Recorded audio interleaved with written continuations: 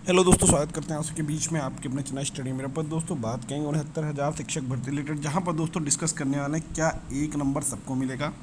Answer की प्रकरण के कुछ डाउट जो चल रहे हैं ऑर्डर के अंदर, उस डाउट को इस वीडियो में ख़त्म कर देंगे। बस वीडियो को पूरा देखिएगा, इत्मीनान से पूरी वीडियो के एक लाइन को अच्छे से सुनिएगा, सारे डाउट क्लियर हो जाएंगे। उसके बाद आई होप, मुझे नहीं लगता आपको किसी क्वेश्चन करने की ज़रूरत है।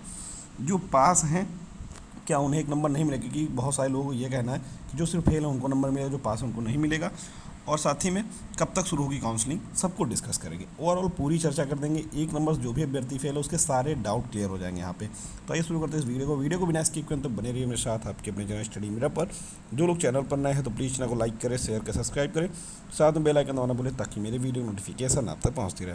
तो दोस्तों आइए देख लेते हैं ऑर्डर का लास्ट पेज। हम लोग देखेंगे, पूरा नहीं देखेंगे, बस लास्ट पेज जहाँ पर पूरे ऑर्डर की कहानी है। ठीक है, तो यहाँ पर देख लीजिए, लिखा हुआ है it is stated to the selection have already been finalised followed by appointments. ठीक है, यानी कहने का मतलब है कि जो सिलेक्शन प्रोसेस है, जो भर्ती का जो सिलेक्शन प्रोसेस है वो पूरी तरह फाइनलाइज हो चुका है, अपॉइंटमेंट सारी दी जा चुकी। But merely for the reason the candidate having the case in the favor cannot the deprived to get benefit, keeping the mind the selection have already been completed followed by the appointments। यानी जो भी selection था वो सारे complete कर दिए गए। Direction in these appeals would apply only those candidate who have raised to the issue by the maintaining a writ by now not any other candidate। यहाँ पर ये कहा गया है, ये जो डायरेक्शन है, डायरेक्शन इन दीज अपील्स, जो भी अपील्स के द्वारा आए हैं, only those candidate who have raise the issue, जो जिन्होंने यानी कि इशू किया है, यानी कि जिन्होंने मामले को उठाया है, by the maintaining a writ by now, writ के द्वारा, यानी कि इलाहाबाद सिंगल बेंच की बात कर रहे हैं। ठीक है, अपील आपकी डिवीज़न बेंच में है और जो रिट है वो सिंगल बेंच में है। तो यहाँ पर maintaining a writ by the now who has any other candidate not any other candidate, यानी कि जो कोर्ट में नहीं है उनको बिल्कुल इसका लाभ नहीं मिलेगा। क्लियर तौर पर यहाँ पर लिखा है, सिर्फ और सिर्फ उन्हें मिलेगा जिन लोगों ने इस मुद्दे को, मामले को रेज्ड मतलब उठाया है, मेंटेनिंग ए रिट, ठीक है, बाय नाउ, अब तक जिन्होंने इस मामले को रिट के द्वारा उठाया है।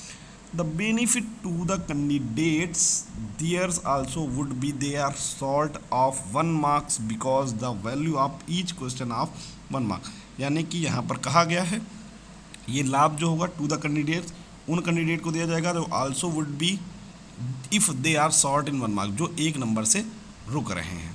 ठीक है, यहाँ पर कहीं पर एक चीज़ नहीं कही गई कि जो फेल है एक नंबर से, इन्होंने कहा एक नंबर से जो रुक रहे हैं, because they value of each question of 1 mark, क्योंकि अगर देखा जाए तो एक क्वेश्चन की वैल्यू 1 अंक की है। The matter is not referred to the expert, matter को एक्सपर्ट पर रिफर नहीं किया जा सकता है। It examination finding that the answer number question number 60, यानी कि एग्जाम में फाइंडिंग मतलब पाया गया that the question number 60 was not correctly selected, जिसको सही तरीके से सिलेक्ट नहीं किया गया। The issue could not even be the contested by the respondent thus the avoid further delay in the matter, यानी कि इस क्वेश्चन को गलत है जिस पर अब और ज़्यादा देरी नहीं की जा सकती है। ठीक है, प्रतिवादी को अब और ज़्यादा देरी नहीं की जाती। We directed to the respondent, वो डायरेक्ट रिस्पोंडेंट को मतलब आदेश दिया to take a decision appropriately, एक जल्दी से एक डिसीजन लो सही से, to award of 1 mark to litigant till date. ठीक है, इस तारीख तक, जिस तारीख तक ऑर्डर आ रहा है, इस तारीख तक जितने भी याची कोर्ट में उनको अवार्ड के तौर पर 1 अंक दिया जाए, जो इस क्वेश्चन के जरिए, ठीक है, जो इस क्वेश्चन में 1 अंक मिल रहा है। To avoid any complications the non-appellants can give only 1 marks to litigants।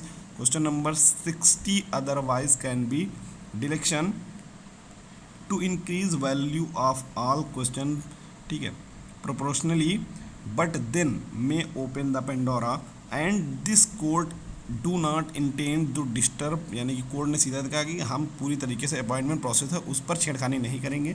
Direction to get limited, जो डायरेक्शन है वो दी जा रही है लिमिटेड, ठीक है, on to the writ petitioners, जो भी रिट पिटिशनर्स हैं।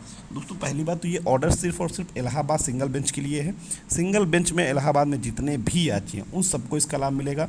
ठीक है, तो पहली बात तो ये अपने दिमाग से जो लोग ये चीज़ लेके चल रहे थे कि जो लोग इलाहाबाद में हैं, डबल बेंच में याची थे, सिर्फ उनको लाभ मिलेगा, ऐसा कुछ नहीं।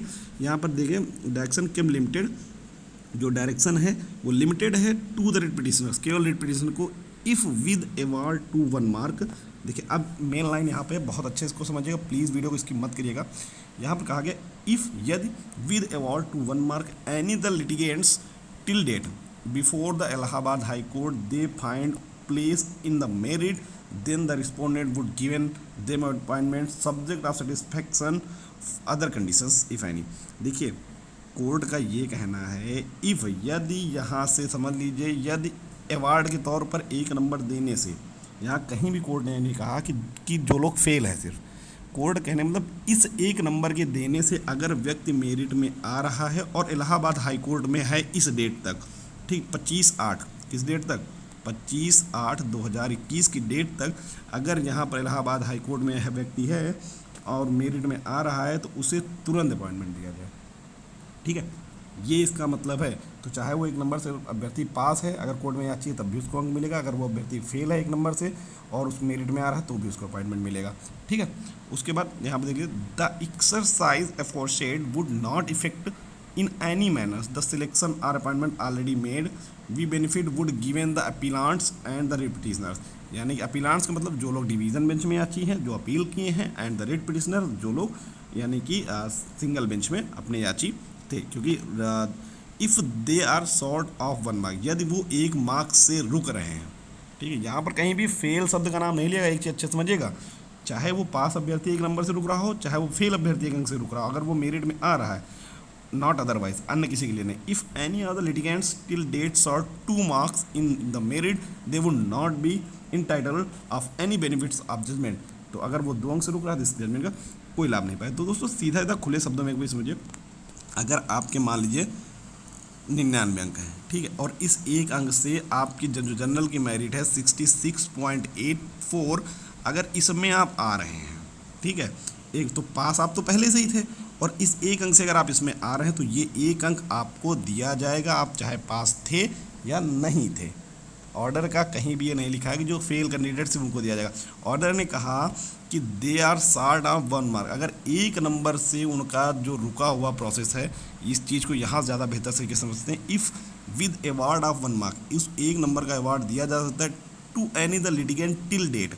ठीक, अवार्ड के तौर पर उनको दो, they find place in merit, और वो अगर मेरिट में आ रहा है तो उनको 1 नंबर का लाभ दिया जाए। ठीक है, तो मेरे हिसाब से आपके सारे डाउट खत्म हो गए होंगे कि 1 नंबर किसको किसको मिलेगा, जो पास है उनको भी मिलेगा, चाहे फेल हो उनको भी मिलेगा, 1 नंबर सबको मिलेगा।